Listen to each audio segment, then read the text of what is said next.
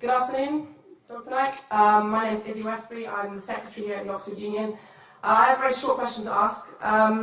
You talk about the hijab being something that serves to protect a woman. Surely it's extremely patronising and degrading to prevent a woman from making that decision for herself. How could you answer that? What's the question, sister? Can you repeat the question? I said, in your speech, you talk about the hijab being something that serves to protect a woman. But how is it not extremely patronising and degrading in not allowing a woman to make that decision herself? Sister posed a very good question, that when I say that hijab is required for a woman, isn't it not degrading for the woman to patronize it? Isn't it degrading? If you read the Quran and Islam has prescribed hijab. That means the woman should be covered. The only part that can be seen are the face and the hands up to the wrist. This is for the modesty. And it is not only mentioned in the Quran, it is also mentioned in the Bible. If you read the Bible, in the 1 Timothy, chapter number 2, verse number 9, it says that women should be dressed up with shamefacedness.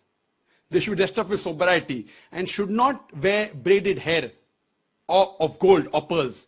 It's further mentioned in the 1 Corinthians, chapter number 5, verse number 7 to 11. The woman that does not cover her head, then she dishonors her head. Her head should be shaved off. Anyway, I don't agree with this. I'm just quoting you from the Bible. Same way, if you go to the Vedas, it says that the woman should cover the head. So all the religious scriptures, they talk about the woman covering their. It is for modesty.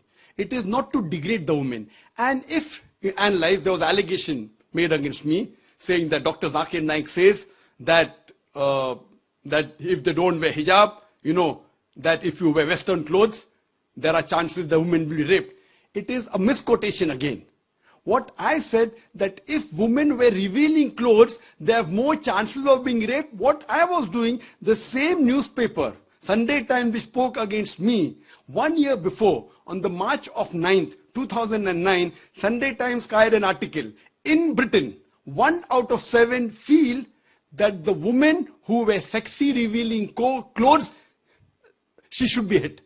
I'm sorry, I don't agree with it.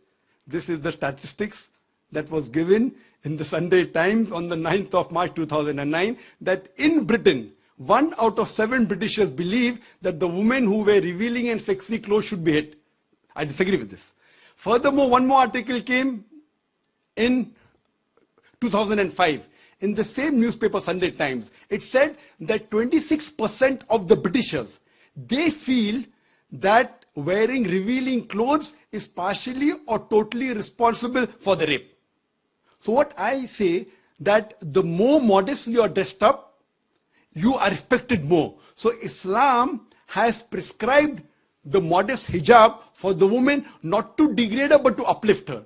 I do agree there may be cultural differences.